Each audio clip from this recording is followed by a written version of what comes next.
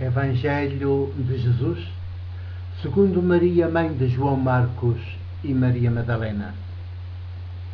Capítulo 46.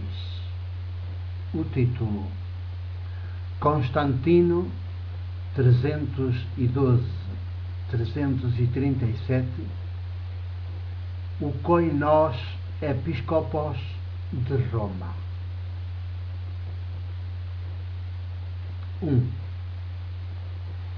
Pedro e Paulo são hoje, nas chamadas igrejas cristãs, igual a igrejas de Cristo, não igrejas de Jesus, muito menos igrejas prosseguidoras de Jesus, as suas grandes referências. Pedro, porque o vencedor de Jesus e o fundador do judeu-cristianismo. E Paulo, porque o criador de um corpo doutrinal judeu-cristão e o seu difusor número 1. 2. Somos testemunhas destas coisas e por isso as partilhamos agora, neste início do terceiro milénio, quando começam a estar criadas condições favoráveis para este nosso testemunho ser acolhido. Porque o terceiro milénio acolhe e prossegue Jesus e a sua revolução antropológica teológica, ou não será. 3. Os primeiros 2000 anos do cristianismo, ou judaísmo com Messias, são 2000 anos sem Jesus e contra Jesus. Pedro e Paulo são as suas duas colunas. Jesus, o Filho de Maria, e a sua revolução antropológica teológica não têm lugar no cristianismo, nem nas suas igrejas cristãs. São 2000 anos sem Jesus e contra ele. 4. Pedro é o grande vencedor de Jesus. Ao ver-se incapaz de ganhar Jesus para o seu projeto de poder político na linha de David, Pedro, chefe dos 12, toma uma decisão terrível a rei David: desfazer-se de Jesus e avançar ele. Tudo se precipita quando Jesus sobe a Jerusalém e não se faz aclamar Messias, nem toma o poder. 5. Para cúmulo, depois de entrar em Jerusalém, Jesus dirige-se ao templo e, ao vê-lo reduzido a um covil de ladrões, de umas cordas faz chicote, expulsa de lá os vendilhões e comerciantes e simbolicamente destrói-o. Com isso, une contra ele todos os dirigentes do judaísmo. A decepção de Pedro é total e decide avançar sem ele. 6. Continua fisicamente com Jesus, mas para o trair e o negar.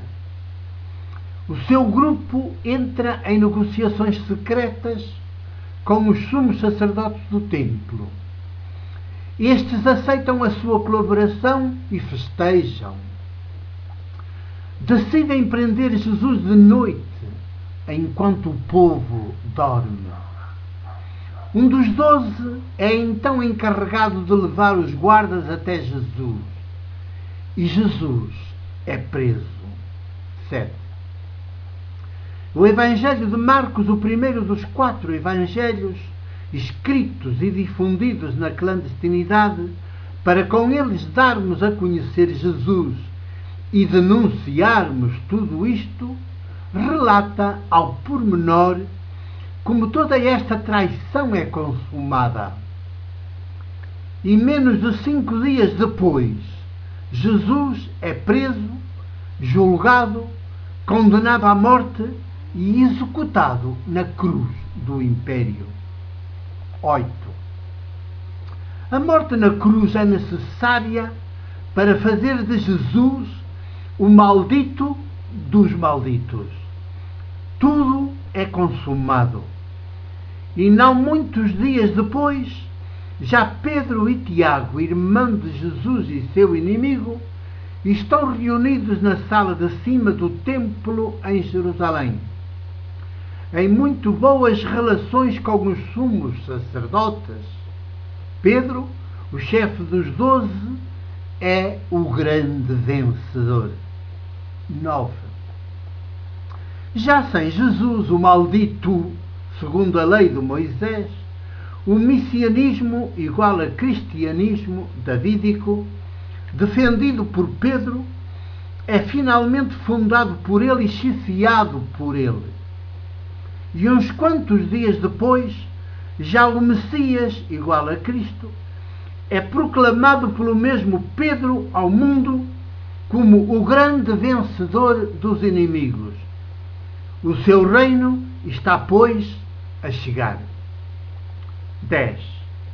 Naquele então, é generalizada entre o povo a expectativa da chegada do reino do Messias, filho de David. Se Pedro, chefe dos 12, o diz, uma boa parte do povo acredita nele, dá-lhe a sua adesão e fica a viver na expectativa da sua chegada vitoriosa. 2000 anos depois, o messianismo igual a cristianismo ainda espera, em vão. 11. Todo este tipo de judeu ao messianismo igual judeu ao cristianismo, fundado e chefiado por Pedro, teria desaparecido, não tivessem aparecido primeiro um gênio chamado Saulo Paulo e uns 3 séculos mais tarde um outro gênio ainda maior chamado Constantino, imperador de Roma, tido ainda hoje como o 13º apóstolo do Cristo. 12. Pedro é o fundador do cristianismo igual a messianismo davídico. Mas o cristianismo só passa a ter pernas para andar e consolida-se até como religião universal com a chegada de Constantino como o imperador de Roma. Sem dúvida, o refundador do cristianismo, definitivamente independente do judaísmo. À sua beira, Pedro é 0. 13. A história eclesiástica registra o nome de Pedro como o primeiro bispo de Roma e o primeiro vigário de Cristo chamado Papa. Só por este dado, os povos do século XXI e do terceiro milénio já podem concluir, pois se assim é, então o cristianismo hoje, já com 20 séculos, tem como sua coluna número 1 o traidor e o negador de Jesus. 14. Porém, o verdadeiro fundador do cristianismo, tal como ele hoje existe, é o imperador Constantino, 312 a 337, o Koinos Episcopos de Roma, igual a o chefe dos chefes dos bispos da Igreja Católica. Nessa qualidade, convoca o Concílio de Niceia ao jeito do Senado romano e faz aprovar um credo de mítica doutrina válido ainda hoje. Nessa qualidade, repito, convoca de chefe dos bispos da Igreja Católica. Nessa qualidade, convoca o Concílio de Niceia ao jeito do Senado romano e faz aprovar um credo de mítica doutrina válido ainda hoje. Termina assim o capítulo 46 do Evangelho de Jesus, segundo Maria, mãe de João Marcos e Maria Madalena.